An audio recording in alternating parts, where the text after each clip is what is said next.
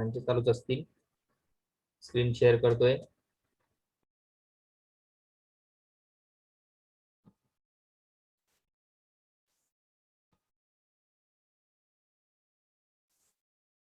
Okay, स्क्रीनवर दिसतंय. Screen share झालंय. हो sir. Yes sir. Okay okay, ठीक आहे. हो सर. तर लास्ट लेक्चरला आपण बघितलं होतं activity 1 and 2. Okay, so today we are going to learn about or discuss about bridge course activity from science part 1, activity sheet number 3, which is depending on the chapter number 4, measurement of matter, from standard 9. Okay, इयत्ता 9वीचं आपलं जे चौथं प्रकरण होतं measurement of matter, त्याच्या आधारावर त्या ठिकाणी आपली ही ब्रिज कोर्सची ऍक्टिव्हिटी शीट नंबर 3 आपण आज बघणार आहोत, त्याच्यावर चर्चा करणार आहोत. Okay, so in this activity, या ऍक्टिव्हिटी मध्ये आपल्याला काय आहे तर मेजरमेंट ऑफ मॅटर जे आहे, म्हणजे द्रव्य जे आहे त्या द्रव्याचं मोजमाप जे आहे, त्या द्रव्य पदार्थांचं मोजमाप करण्यासाठीचे काही लॉज आहेत, काही नियम त्या ठिकाणी आहेत, ते आपण या ठिकाणी त्याच्यावरती डिस्कशन करणार आहोत. त्याचं रिव्हिजन जे आहे ते आपण आज करणार आहोत. So the first law of chemical combination. So what is law of chemical combination कशाला म्हणतात तर the compounds are formed by the chemical combination of the elements. Okay, the composition of a substance changes during the chemical change. Scientists could write the molecular formulae of various compounds on the basis of Dalton's atomic theory. So we will discuss about this law of chemical combination. आता chemical combination मध्ये काय होते आपल्याला सगळ्यांना माहिती की जे changes आहेत ते दोन प्रकारचे चेंजेस असतात, एक तर फिजिकल चेंज आणि दुसरा आहे केमिकल चेंज. बरोबर, फिजिकल चेंज आणि केमिकल चेंज. आपण मला वाटतं 7वीला शिकलो होतो की फिजिकल चेंज आणि केमिकल चेंज काय असतात. बरोबर आहे, फिजिकल चेंज आणि केमिकल चेंज जे आहे त्याच्याविषयीची माहिती आपण 7वीला जवळपास शिकलो होतो. त्यामध्ये आपण सांगितलं होतं की जे फिजिकल चेंजेस आहेत ते फिजिकल चेंजेस जे ते कोणते असतात. उदाहरणार्थ समजा फिजिकल चेंज कोणता असतो सांगता येईल का एखादं उदाहरण? फिजिकल चेंज एखादं उदाहरण Shivani Shinde. Melting of ice. Very good, melting of ice म्हणजे बर्फ जो आहे तो बर्फ त्याची जी फिजिकल स्टेट आहे ती बदलते. So solid is getting converted into the liquid or liquid gets converted into the water vapours. Okay, so these are the examples of the physical change. Chemical change example सांगता येईल का? Chemical changes जे आहेत. Sir, yes, rusting of metal. काय chemical change मध्ये rusting. Rusting. हा बरोबर, रॅन्सिडिटी असेल किंवा त्या ठिकाणी रस्टिंग ऑफ आयर्न असेल किंवा रायपनिंग ऑफ मँगो. साधं उदाहरण, फळ जे आहे ते फळ पिकतात. बरोबर, हे त्याचं उदाहरण. म्हणजे जे केमिकल चेंजेस आहेत ते chemical changes they are irreversible असतात. म्हणजे पुन्हा त्यापासून अगोदरचा जो पदार्थ आहे तो आपल्याला तयार करता येत नाही, बनवता येत नाही. ओके, दुसरा आहे law of conservation of matter. आता law of conservation of matter काय सांगतो आपल्याला? In a chemical reaction the total mass, in a chemical reaction the total mass,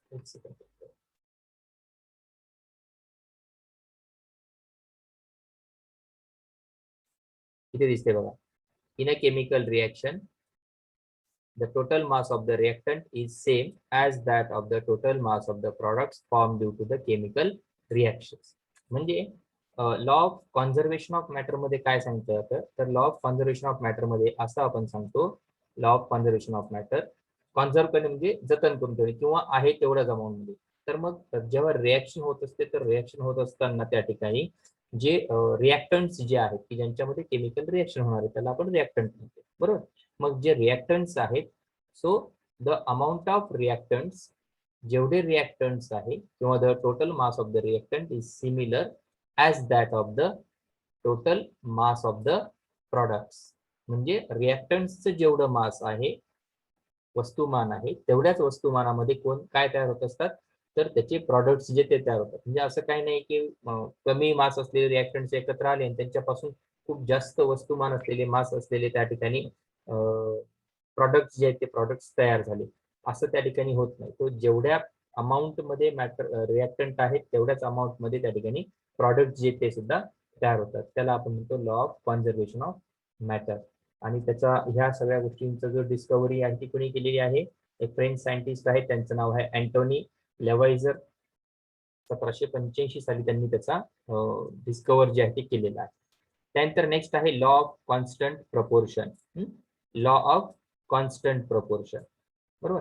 what is law of constant proportion? The proportion by the mass of constituent elements in the different samples of a compound is fixed.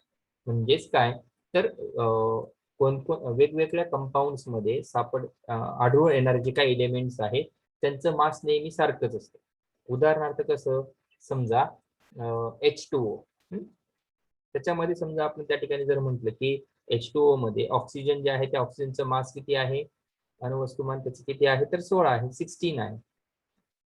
तेच आपण CO2 मध्ये म्हणजे carbon dioxide मध्ये घेतलं तर त्या CO2 मध्ये ऑक्सिजनचे 2 मॉलिक्युल्स आहेत, पण एका ऑक्सिजनचं जे मास आहे ते किती आहे, तिथे 16च राहणार आहे.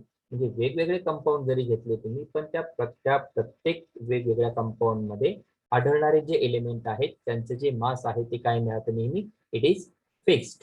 त्यांचं जे मास आहे ते नेहमी काय असतं, फिक्स्ड असतं. म्हणून त्याला म्हणतात law of constant proportion. Okay. पुढे आहे ॲटॉमिक साईज. आता ॲटॉमिक साईज म्हणजे आपण अणुची त्रिज्या असं, सॉरी, अणुचा आकार असं म्हणतो, बरोबर. मग अणुचा आकार जो तो कशावरून ठरवतात, तर अणुचा आकार ठरला तो की अणुमध्ये आपल्या सगळ्यांना माहिती, आपण 8वीला शिकलेलो आहोत की every atom, the structure of atom जो आहे तो त्या ठिकाणी डाल्टन यांनी सांगितला, त्यांच्यानंतर रुदरफोर्ड यांनी सांगितला. आठवतंय का ते तुम्हाला? जे थॉम्सन यांनी सांगितलेलं आहे है ना, बरोबर. मग त्याच्यातलं जो शेवटी रुदरफोर्ड जे आहेत त्यांनी त्या ठिकाणी जे सांगितलं होतं की every atom, the structure of atom consist of a central atom consist at the centre a solid mass which is known as nucleus of the atom, ज्याला आपण ॲटमचा न्यूक्लियस किंवा अणुचं केंद्र कसं म्हणतो. आणि त्यामध्ये काय असतं, it consist of positively charge protons and without charge neutrons आणि पॉझिटिव्हली चार्ज प्रोटॉन्स, बरोबर. पॉझिटिव्हली चार्ज प्रोटॉन्स त्याच्यात असतात आणि कोणताही चार्ज नसणारे न्यूट्रॉन्स त्याच्यामध्ये असतात न्यूक्लियसमध्ये सेंटरला. त्याचबरोबर त्या ठिकाणी the negatively charge particles that is electrons they are revolving around the nucleus. त्या न्यूक्लियसच्या भोवती काय होतात, त्या ठिकाणी ते फिरत असतात, बरोबर. मग जो सेंटरचा न्यूक्लियस आहे तिथपासून, सेंटरच्या न्यूक्लियस पासून याच्या भोवती एक रिंग आहे, दुसरी रिंग आहे, तिसरी रिंग आहे, तर त्या ठिकाणी त्याचं लास्ट जी काय ऑर्बिट असेल त्या लास्ट ऑर्बिट पर्यंतचे जे डिस्टन्स आहे ते डिस्टन्स म्हणजे त्याची ॲटॉमिक रेडियस. ते डिस्टन्स म्हणजे त्याची काय झाली, ॲटॉमिक रेडियस झाली. ओके. मग ती ॲटॉमिक रेडियस जे आहे ते एक सेकंड थांबता फक्त मी तुम्हाला ना दाखवतो, एकच मिनिट थांबतो, एक सेकंड.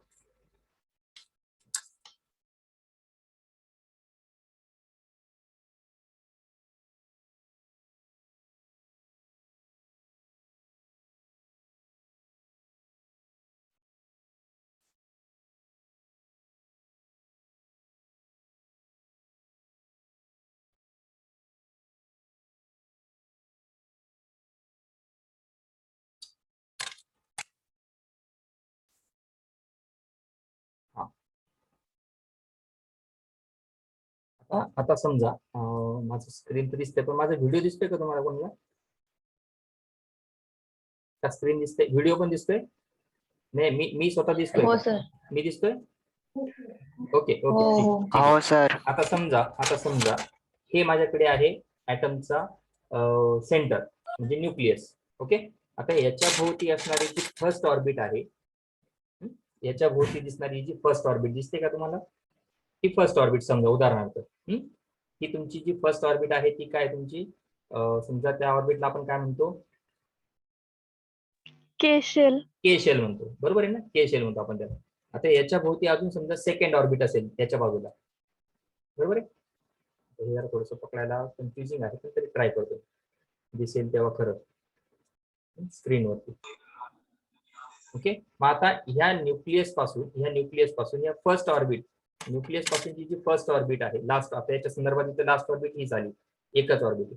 मग या सेंटर पासून या लास्ट ऑर्बिट पर्यंतचं, या सेंटर पासून या लास्ट आणि फर्स्ट ऑर्बिट पर्यंतची जी रेडियस आहे ती कमी आहे, बरोबर आहे. ऍज कम्पेअर टू दिस, हे जर आपण आणखी एक रिंग ऍड केली तर याची रेडियस वाढेल का नाही? वाढणार आहे. म्हणजे मग या पहिल्या ऍटमची साईज कमी आहे की या दुसऱ्या ऍटमची साईज कमी आहे? कोणाची साईज कमी झाली? कोणत्या ऍटमची साईज कमी झाली? पहिल्या ऍटमची, कारण त्या ठिकाणी त्याच्यात एकच ऑर्बिट होतं, त्याच्यामुळे त्याची रेडियस छोटी आहे. आणि जसजशा ऑर्बिट्स वाढत जातील तसतशी ऍटॉमिक रेडियस वाढत जाईल, आणि ऍटॉमिक रेडियस वाढत गेली की ऍटमची साईज सुद्धा काय होईल? वाढत जाईल. लक्षात आलं का तुम्हाला हे? atomic size is depending on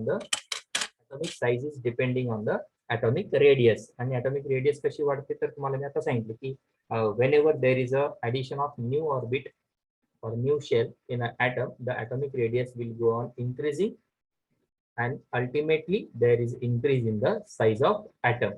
okay, लक्षात आलं? क्लिअर आहे? ठीक आहे. त्याच्यानंतर पुढचा आपला टॉपिक आहे the mass of an item.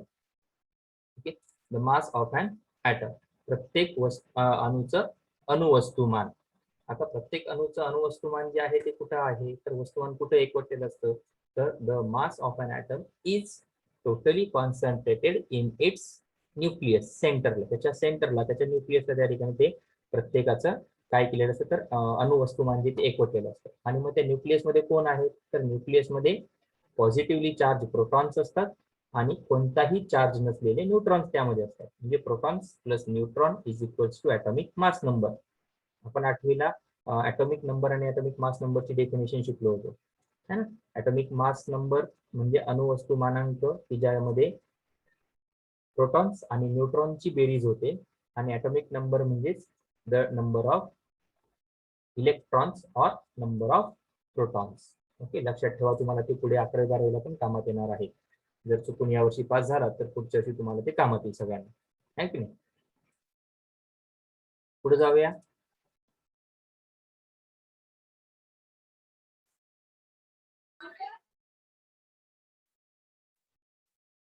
पुढचा आपला टॉपिक आहे तो म्हणजे chemical symbols of a element. Chemical symbols of element. आता आपल्या माहिती एकूण किती एलिमेंट आहेत पार्थ, सज्जन? 118. 118 एलिमेंट्स आहेत. त्यापैकी निसर्गात किती आढळतात? थांबा, मी कोणाला विचारतो. कोणाला विचारू बरं. नक्की नंबर कोण आहे? चैतन्य बोलला. How many elements are found in nature? 98. 98. किरण चव्हाण बरोबर आहे का ग? किरण चव्हाण, चैतन्य म्हणतो ते बरोबर आहे का? 98 एलिमेंट्स किती असतात? शिवानी शिंदे सांग बरं. शिवानी शिंदे, माईक चालू कर शिवानी.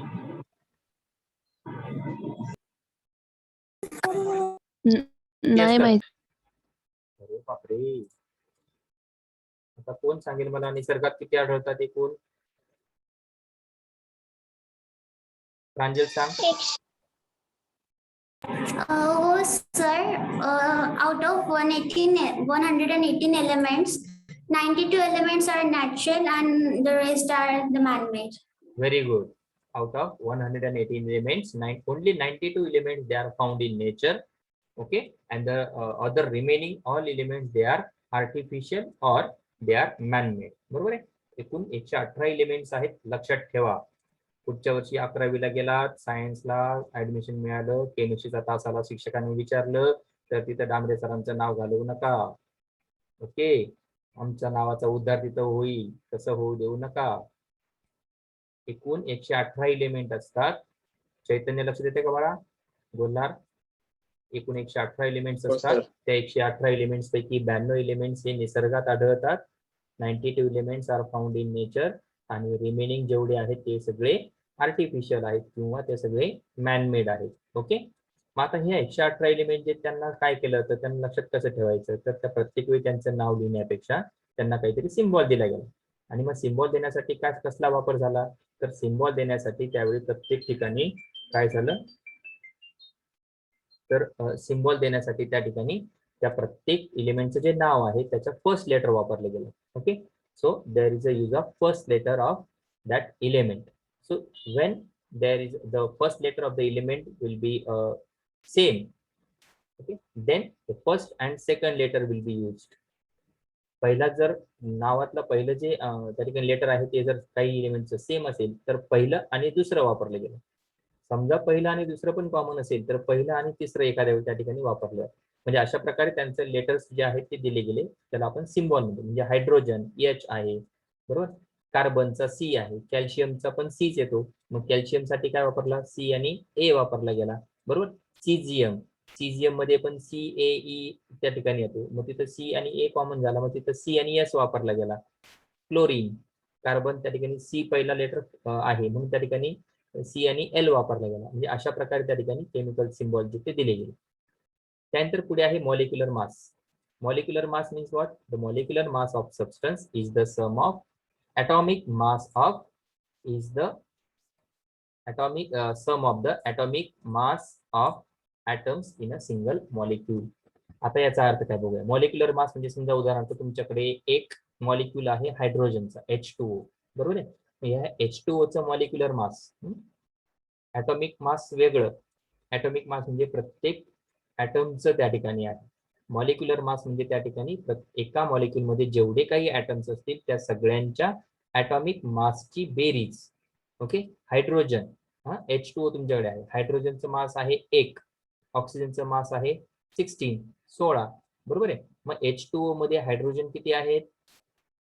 H2O मध्ये हायड्रोजन किती असतात? 2. 2, बरोबर. मग एका हायड्रोजनचं ॲटॉमिक मास 1 असेल तर 2 हायड्रोजन किती झालं? 1 into 2 that is 2. आणि 1 into 2 प्लस त्या ठिकाणी मग काय होईल, म्हणजे समजा मी इथे करतो 1 into किती 2 हायड्रोजन्स आहेत. म्हणजे त्या ठिकाणी H2 चं ॲटॉमिक मास किती झालं? 2 झालं. अक्षर थोडस सुंदर असेल माझं, हसू नका. आणि त्या ठिकाणी आता ऑक्सिजन किती आहे? 1 ऑक्सिजन आहे आणि एका ऑक्सिजनचं वेट किती आहे? 16 आहे, 16. बरोबर. एक ऑक्सिजनचे वेट किती आहे? 16. म्हणजे टोटल किती झाली ते 16 आले. मग H2O चं टोटल ॲटॉमिक वेट किती झालं? ॲटॉमिक मास किती झालं? 2 + 16 दॅट इज 18. ओके, लक्षात आलं? ॲटॉमिक मास कसं काढतात लक्षात आलं? आलं का नाही? हो सर. ओके, ठीक आहे. तर मग ॲटॉमिक मास जे ते याप्रमाणे त्या ठिकाणी काढलं जातं. याला म्हणायचं ॲटॉमिक मास. हे आपण 9वीला शिकलो होतो चॅप्टर नंबर 4 मध्ये. Okay, just a minute.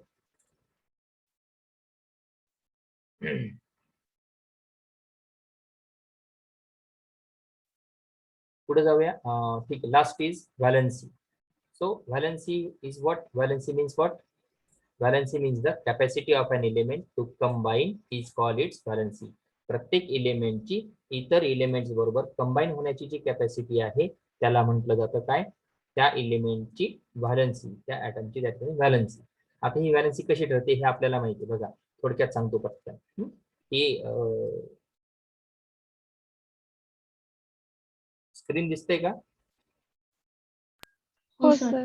म्हणजे ब्रिज कोर्स दिसते तुम्हाला, बरोबर आहे?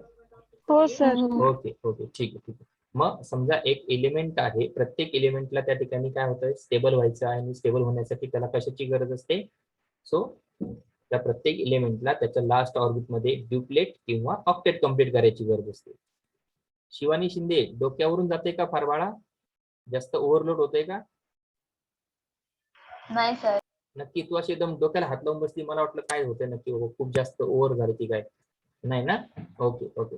तर मग प्रत्येक ऑर्बिटला प्रत्येक ॲटमला त्या ठिकाणी त्याच्या लास्ट ऑर्बिटमध्ये ड्युप्लेट ऑर ऑक्टेट कंडिशन जी ती कम्प्लीट करायची असते, बरोबर आहे. ऑक्टेट म्हणजे 8, ड्युप्लेट म्हणजे 2. मग ऑक्टेट कम्प्लीट करण्यासाठी एलिमेंट्स काय करतात? तर एलिमेंट्स जे आहेत ते काय करत असतात? इलेक्ट्रॉन्स देतात, इलेक्ट्रॉन्स डोनेट करतात, इलेक्ट्रॉन्स रिसीव्ह करतात किंवा इलेक्ट्रॉन्सचं शेअरिंग करतात. हे आपल्याला माहिती आहे, बरोबर आहे. इलेक्ट्रॉन्सचं शेअरिंग करतात आणि त्याच्यामुळे त्या ठिकाणी ते काय करतात? मग जेवढे इलेक्ट्रॉन्स देतील, जेवढे इलेक्ट्रॉन्स कोणाकडून तरी घेतील किंवा जेवढ्या इलेक्ट्रॉन्सची शेअरिंग करतील त्या इलेक्ट्रॉनची ती संख्या म्हणजेच त्या ॲटमची व्हॅलेन्सी. इतका सोपं आहे. या डेफिनेशन वरून जर तुम्हाला कळलं तर ठीकच आहे, परंतु कोणत्याही एलिमेंट जो आहे त्या एलिमेंटचा जर तुम्हाला ॲटॉमिक नंबर माहित असेल तर तुम्ही त्याच्यावरून त्याचं इलेक्ट्रॉनिक कॉन्फिगरेशन लिहू शकतात आणि लास्ट ऑर्बिट मध्ये किती इलेक्ट्रॉन्स असतात त्याच्या आधारावर त्या ठिकाणी त्याला ऑक्टेट कंप्लीट करायला तो काय करणार आहे. 4 पेक्षा कमी असेल तर तो इलेक्ट्रॉन डोनेट करणार आहे. ठीक आहे, 4 असतील तर तो इलेक्ट्रॉन शेअर करणार आहे, 4 पेक्षा जास्त असतील तर इलेक्ट्रॉन रिसीव्ह करणार आहे. मग जेवढे इलेक्ट्रॉन्स रिसीव्ह केले, डोनेट केले किंवा शेअर केले, that number of electron is the valency of that element. इतकं सोपं आहे. लक्षात येतं का काही? लक्षात येत आहे? हो सर. हो नक्की सर. नक्की काही अडचण नाही याच्यात? नाही. ठीक आहे गुड. इथे ही तुमची थर्ड ऍक्टिव्हिटी जी ती तुमची संपणार आहे. ओके. फोर्थ ऍक्टिव्हिटी तुमची आहे to classify the substances of everyday use with the help of indicators. आता यामध्ये तुम्हाला आपण घरामध्ये जे रोजच्या वापरतो पदार्थ, मग ते काय त्यांच्यातले काही ऍसिड असतात, काही बेस असतात, काही सॉल्ट्स असतात आणि मग त्याच्यासाठी आपण काय वापरतो, इंडिकेटर्स वापरतो. आपण आपल्या शाळेमध्ये आपण काय वापरतो, लिटमस पेपर वापरतो है ना. लिटमस पेपर जे आहे, लिटमस पेपर काय वापरतो हो सर. लिटमस पेपर वापरतो. आणि त्याच्यावरून आपल्याला काय कळतं, ऍसिड आहे का बेस आहे. Very good. ते पदार्थ जे आहेत ते ऍसिड्स आहेत की बेस आहेत ते वापरतो. मग लिटमस पेपर जे त्याच्यात ब्ल्यू लिटमस पेपर असेल किंवा रेड लिटमस पेपर असेल, ओके, त्याच्यावरून त्यांचं आपल्याला काय कळतं की that weather that substance is acidic or basic. Acidic substances असतील तर त्यांचा पीएच किती ते किती असतो. Acidic substances have there pH between 0 to 7, 0 ते 7, बरोबर आहे. 0 ते 7 त्यांचं त्या ठिकाणी काय असणार आहे, पीएच असणार आहे. बघा इथे, बघा इथं हा 0 दिसतोय. या 0 पासून ह्या 7 पर्यंतचं इथपर्यंतचं जे आहेत हे सगळे काय असतात, हे सगळे जे पदार्थ आहेत, all these substances are acidic in nature, बरोबर आहे. त्यानंतर the substances which are having pH 7 they are called as, त्यांना आपण काय म्हणतो, neutral substances. The substances which are having pH between 7 to 14 they are called as base. त्यांना आपण काय म्हणणार, बेस म्हणणार. ओके, ऍसिड, बेस आणि न्यूट्रल. 0 ते 7 पीएच असेल तर त्याला म्हणायचं ऍसिड, 7 असेल तर न्यूट्रल आणि 7 पेक्षा जास्त 7 ते 14 असेल तर बेसिक. हे त्यांचं नेचर त्या ठिकाणी असतं. ओके.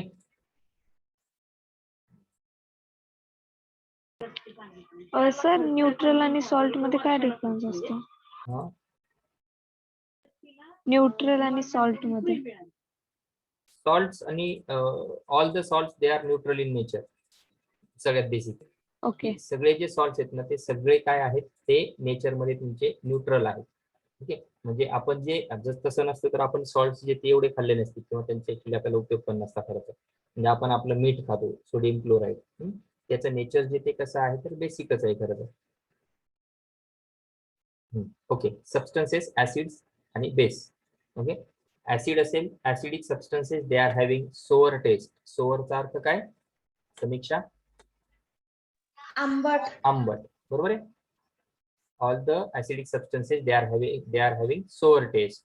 आणि मग लिटमस पेपर मध्ये त्यांचं काय होतं, blue litmus paper turns red.